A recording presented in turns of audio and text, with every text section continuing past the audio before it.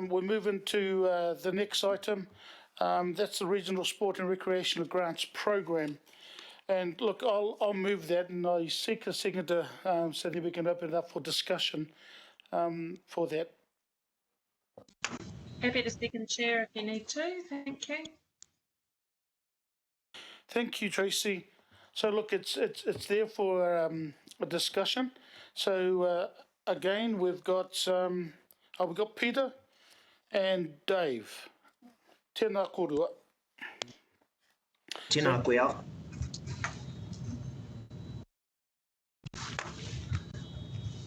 Can you hear me okay, Alf? Aye. Aye. Ngā mihi kia koutou, councillors and members. I'm Peter Caciopoli, the Activation Team Manager in the Active Recreation Unit. As Alf mentioned, Dave Stewart, the Head of Active Recreation, is on the line as well, and we also have Geraldine Wilson on standby, who's our Sport and Recreation Investment Advisor. We have about half a dozen slides in terms to speak to the Regional Sport and Rec Grants Program. Next slide, please, Maya. So to start off, in terms of strategic alignment, this program directly supports the implementation of the Auckland Sport and Recreation Strategic Action Plan, or ASARSAP for short, with the strongest alignment to the priority of participation. Eligibility is assessed against the Community Grants Policy from 2014. And we support a whole wide range of organisations that support Aucklanders to be more active. Next slide. The program primarily grants operational funding for regional initiatives delivered by a diverse range of community sport and rec entities, with a focus on children and young people, Māori targeted populations with lower participation rates, and those with more significant barriers to participation, particularly those in the disability sector. Next, please. As you can see, those are the last few rounds. The round we're specifically talking to today is at the bottom, so that's with the 14 with the asterisks. The fund opened on January 24th, closed early March.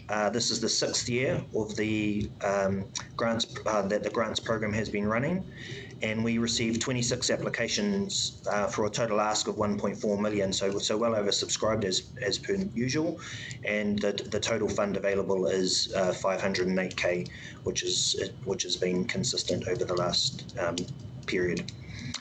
I'd also like to acknowledge, Auckland communities are experiencing economic uncertainty and social disruption as a result of COVID. The support the grants program offers will contribute towards mitigating some of the effects of COVID-19 by encouraging community cohesion and well-being through sport and rec programs in a safe and sustainable manner. Thank you. Next.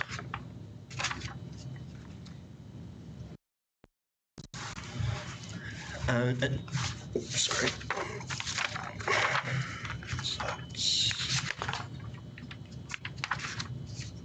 Sorry. There's, in terms of some insights from the applications, pleased to report there's a reduction in the number of ineligible applications, so only 4 this year. The last couple of years there's been around 9, so we're pleased that there's a reduction in that. We are continuously trying to improve the application process and hope to decrease this number further in the future.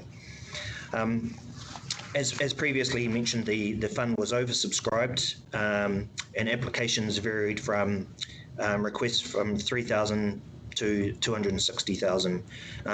As a group, the 14 strongly aligned applications provided a good balance between applicants with a good track record and who are returning to the fund or have been supported in previous years.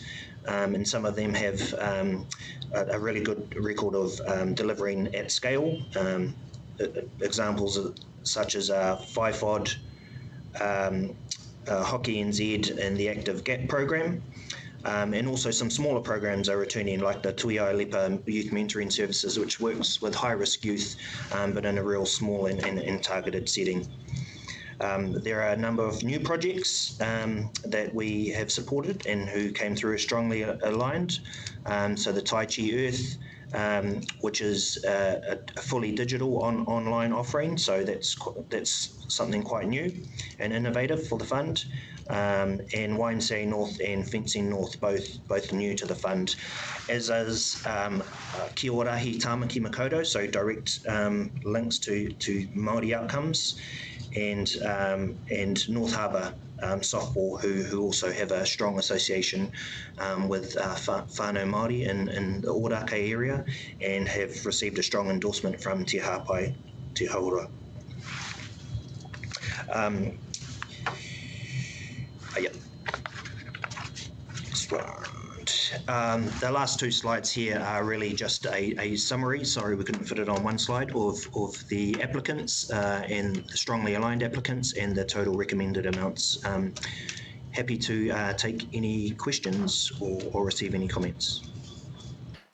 Tēnā koe, Peter. So anything from you, Dave and Geraldine, before I open it up for questions and comments? No. Kia ora, Mr. Chairman. No comments from me at this stage. Thank you. Thank you. So I'll open it up. Councillor Dalton. Kia ora, Chair. Thank you. Hi, Pete. I just had a question. I was curious over the two applications from, I'm just making sure I got the right spot here, Active. So there's two applications from Active. I'm curious as to why they apply to us when we already provide funding and they're funded quite handsomely through Sport New Zealand.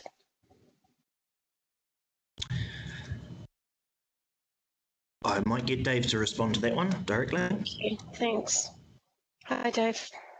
Kia ora, and through the chair, thank you very much for the question. So the applications we had through from Active are for specific programs that reach into targeted communities. So in this case, it's things like the HOP program, Hearanga Potama, which works strongly with our Maori community, so it's very aligned to the investment philosophy that we have through this fund, and I guess it represents our commitment to be able to support and co-invest with Active and Sport New Zealand into achieving really good outcomes for that community. Additionally, the other area is GAP, which is the Greater Auckland Aquatic Action Plan. So that's about providing, I guess, water safety and education around the water, learn to swim services into low decile communities and schools, through schools. And it complements the investment that we have through FIFOD, which is John Walker Find Your Field of Dreams Foundation, which provides that service in the Legacy Manukau City Council area. So it's, I guess, making sure that those sort of services are provided across Auckland as a whole. So they're, I guess, not duplicating, but supporting the co-investment that Active receives from other areas. Just a supplementary, Chair, I guess my comment would be that Active already gets some funding from Council. The Sport New Zealand is funding the Hauranga Potama program as well. And the GAP, Find Your Field of Dreams is a deliverer. And so maybe it would be better to give that money to Find Your Field of Dreams. But I'm just still not quite clear on the whole Active place and the investment. And I understand what you're saying about co-investment and partnership and showing a commitment to the programs. I think I've got more questions regarding Active at a more appropriate place, but thank you for your answers. Councillor Dalton, look, just in regards to that last comment, I think at some stage we'll work with Dave and Peter and end up having a workshop in regards to the issues you've raised and others, but we will do that just to let you know. Thank you, Alf. Councillor Walker, then Mulholland. Yeah, hi, Alf. So I've got a follow-on question from Angela. It's mentioned in the report that the funding includes salaries, equipment, and program costs. Okay. The particular concern I've got, and I'll give you the example that Angela mentioned around active, is we could be funding active, but active may well not be the deliverer of these programs, in the sense that many of the programs on the ground via active are delivered directly by the regional sports trusts. And the particular concern that I've got is we may well be funding a layer that is unnecessary, and we could actually achieve a better return on our funding investment.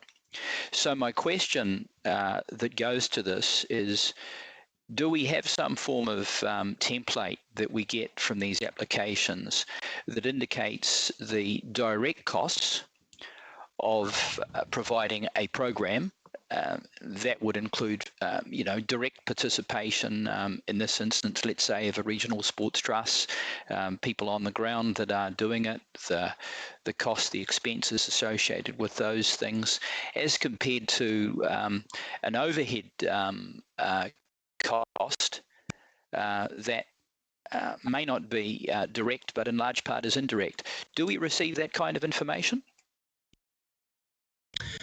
So we do receive financial information as part of all the applications. I think we understand there are some challenges noted with active coming to the fund. I guess one thing we've had to do is that's the system Sport NZ has set up for Auckland. So active essentially acting as that regional body, and so active has an agreement with the regional sports trust that then they will not come directly to the regional sports fund. So we have no choice but to work with active, and that makes sense in terms of scalability and having supporting the Auckland approach, which is their strategy for Auckland with all programming. As Dave mentioned, they only come to this fund for distinct programs. In this case, He Oranga Potama, and we've only supported funding a small part of that, and GAP something we've supported over a number of years, but our investment into that program has been significantly scaled back. So we think that there's really good return for those programs, because they do reach right across the region, and it really complements the existing investment and I guess manpower that exists through active with the regional sports trust as their delivery arms. Through you, Mr. Chair, just one or two comments. First of all, my understanding is that some of the regional sports trusts have not signed a contract with active around the funding arrangement that you suggest. So I have a query about that. My specific question was around whether or not we track the entities that are actually doing the delivery, and that could be a regional sports trust as compared to active, irrespective of the arrangement that active might have, putting a click on the ticket, which could be a substantial click on the top. I do know, because I've had direct contact with some regional sports trusts, that they have many concerns around this, and that they have a concern around being deprived of funding through various arrangements with active. And I also have contact directly with sports groups who share that concern. We're not talking about small quantums of money here. We're talking about large sums of money that run into the hundreds of thousands and conceivably millions. So as a governor, I'm asking some specific questions around what checks we have, what templates we have, what information that we are receiving, so that our funding goes to making people more active more often, and is giving us best value. And I'm sure Councillor Desley Simpson would share that. So I would really appreciate having an answer to some of these questions. And following on from Alf's comment, I think there is some urgency around addressing this issue, especially against a background where we face reduced budgets. So, so Wayne, just to let you know, what we will end up doing, and this is important. This particular here, there's two issues. One is the funds that they receive, and I'm talking about active, the funds they receive from Sport New Zealand. So that's one issue. The issue that concerns us as Auckland Council and governors is the money that we end up putting into active that we used to 10 years ago give to the RSTs.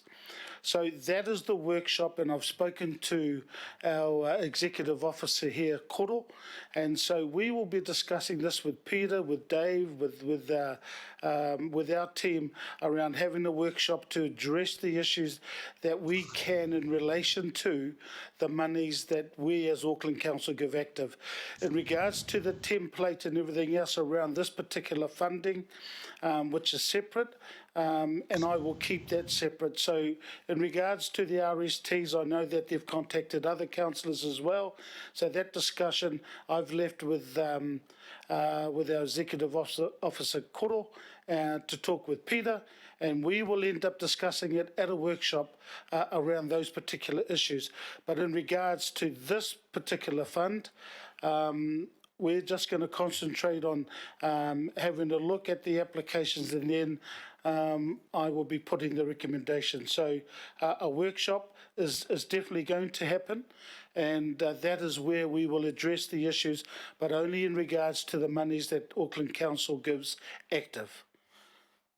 So Sounds good, Alf. Just in respect of the workshop, can councillors that are interested feed into the terms of reference for that workshop? Thank you. yeah, look, what we'll do is, and Koro's nodding, in regards to acknowledging what you've said. Whether that happens, I will leave that up to Koro. So he's taken that on board, and he will be talking with the likes of Peter and Dave and the rest of the team, and they'll come back to us because I think it's important around that. So I'll move to. So Wayne, if you've got anything else further, Wayne? If not, I'll move to. No, just Okay. other than to say, Alf, that the request that I'm making applies not just to active. I have a general concern around, in some instances, significant overheads that we may be funding that aren't delivering as well as they could be to what I would describe the direct funding as compared to indirect. So that's the sort of information that I think we should seek across a number of entities. It follows on from the CCO review, where there may be possible to have economies of scale, integrate back office funding, and reduce overhead. Thank you. Okay, thank you so much. Councillor Mulholland. Kia ora, Chair, and thank you for the opportunity to have my comment, which I indicated I would like to in the conversation bar. Mine is to also acknowledge that I'd like more information just over time, and I'm happy to hear there's going to be a workshop on active, but I'd actually like to acknowledge the staff for the work they do, Dave and team. I think it's a great sector of work that you do, and I'm also very, very proud of the diverse groups that are being supported. Thank you, Chair. That's my comment. Kia ora, thank you. Councillor Newman, and then Matua Kake. Oh yes, thank you, Chair. Look, the question's been raised by Angela and by Wayne, I guess, and you have addressed it, but I will make this comment. My issue with the active requests is that I think looking at the active reports to date, to me, that illustrates that actually they haven't delivered for the targeted population groups. I've seen their reports illustrating very high corporate overheads, and I'd point out that active doesn't have a contractual relationship with the Regional Sports Trust in South Auckland. I'm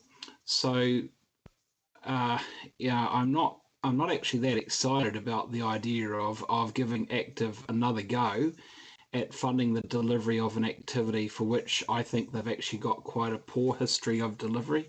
Now, I take the point, Mr. Chair, that this is a separate funding application.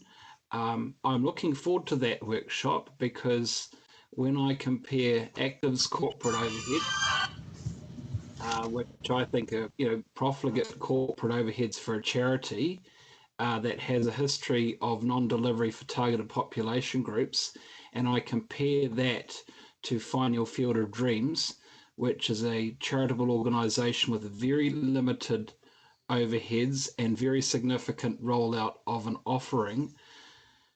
In terms of complementing services already out there, I'm not sure that I'll be looking to Active to do that. So when this workshop is held, I think that my view is that when that workshop is held, I'd like to have some input and some honest reflection from the regional sports trusts, because I think an evidential basis for how that relationship and how the history of this is working out for the region is something that should be central to our decision making about where we want to go with that relationship. I understand Sport New Zealand and what they're saying in terms of the model, but I want to ensure that ratepayers' money is going to actually deliver services for the benefit of my constituents. Thank you. Yep, thank you, Councillor Newman. And Matua Kake. Kia ora everyone, kia ora Alf, and ngā mihi Peter. Hey, look, I think the workshop is a good idea. It sounds like we all got a few questions for that, but just generally, I'm really pleased that 80,000 of the pool is going towards Māori organisations. I take Councillor Newman's point though, around we want to make sure that all the pool gets to the right targeted audiences. But my question was to Peter, as part of the process, as part of the application process, do we actually ask for the audited accounts anymore? And do we know whether these organisations, what do their reserves look like as part of that process? Because if they're sitting on hardly anything, that's a good indication that we should support them. If they're sitting on a few hundreds of thousands, well, then that's a different story. Kia ora. Kia ora, Tony. We don't ask for audited accounts for these specific for this specific grant. We just ask for budgets specific to the programs they're seeking support for. So, yeah. All right, maybe something that could be raised at the workshop then, Alf, if we can, maybe because we don't want to be funding organisations that have got millions in their bank accounts, mate. All right. No, ka pai, will do. So if there's no further questions or comments, and I've got none in the chat line, it's been moved and seconded. Before I put the recommendation, ngā mihi ki a koe, Peter, and also ngā mihi ki a koutou to your staff as well. So thank you so much. I will move the I will put the recommendation. All those in favour? Aye. Aye. Aye. Aye. Aye. Aye. Against? Aye. Carried.